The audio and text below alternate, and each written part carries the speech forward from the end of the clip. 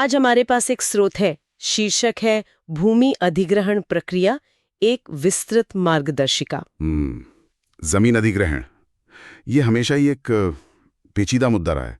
विकास और अधिकार दोनों का सवाल है इसमें। ये गाइड इसे समझने में मदद कर सकती है। चलिए देखते हैं इसमें क्या है। बिल्कुल। और ये जो विस्तृत मार्गदर्शिका लिखा है ना, इसी से पता चलता है कि मामला कितना लेयर्ड है। कानूनी, सामाजिक, आर्थिक कई पहलू हैं इसके। खासकर बड़ी परियोजनाओं के लिए ये समझना जरूरी है कि ये सब होता कैसे है। तो हाँ, देखते हैं ये गाइड क्या कहती है।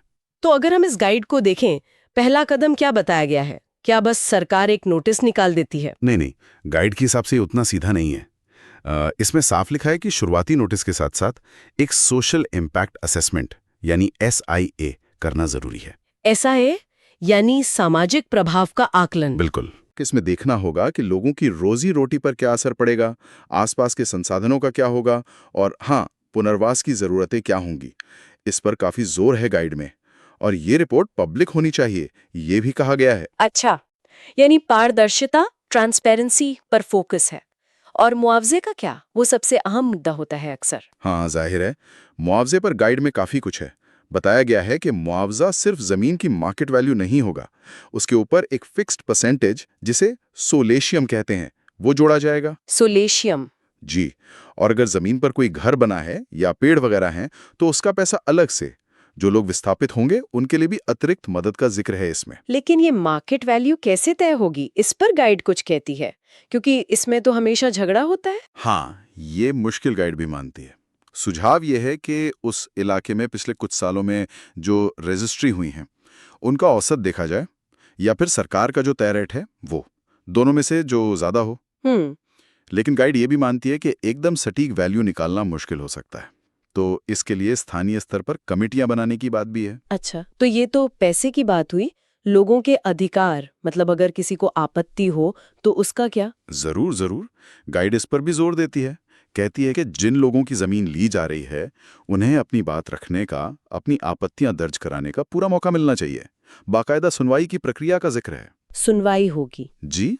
और अगर कोई मुआवजे से या रिहैबिलिटेशन पैकेज से खुश नहीं है तो उसके लिए शिकायत निवारण का भी एक सिस्टम बताया गया है। हाँ, मतलब तहसील लेवल से लेकर शायद डिस्ट्रिक्ट लेवल तक अपील करने के स्टेप्स होंगे। अच्छा, यानी कोशिश है कि सब नियमों के तहत हो और लोगों को सुना जाए। अच्छा, एक और बात, क्या हर तरह के प्रोजेक्ट के लिए जमीन मालिक की सहमति जरूरी बताई गई है?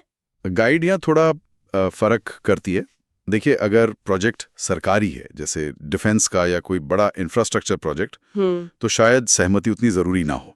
लेकिन अगर कोई प्राइवेट कंपनी जमीन ले रही है या पब्लिक प्राइवेट पार्टनरशिप वाला प्रोजेक्ट है तो हाँ, तब गाइड में ये शर्त होने की पूरी संभावना है कि एक तय प्रतिशत, मतलब मेजॉरिटी या उससे ज्यादा प्रभावित परिवारों की सहमति लेनी होगी, जैसा कि कानूनों में भी है अभी। तो कुल मिलाकर ये गाइड एक तरह से पूरी प्रक्रिया को स्टेप बाय स्टेप बताने की कोशिश करती है ना? सोशल इम्पैक्ट से लेकर मुआवजा और फिर शिकायतें, सब कुछ। हाँ, एक व्यवस्थित ढांचा बनाने की कोशिश है। ये जानकारी तो वाकई उन सब के लिए जरूरी है जो इससे जुड़े हैं, जमीन मालिक, अधिकारी, डेवलपर, सबके लिए। बिल्कुल। और यहीं पर आकर वो बड़ा सवाल खड़ा हो जाता है। कौन सा सवाल? यही कि कागज पर इतनी अच्छी, इतनी विस्तृत प्रक्रिया बना देना और जमीन पर उसे ठीक से लागू करना, इसमें कितना फासला रहता है। नियम अपनी जगह हैं, पर उनका अमल सही भावना से हो रहा है या नहीं, ये हमेशा एक सोचने वाली बात है। पारदर्शिता और न्याय असल में कैसे सुनिश्चित हो। सही कहा। नियम और उनका कार्यान्वयन, ये संतुलन हमेशा एक चुनौती रहता है।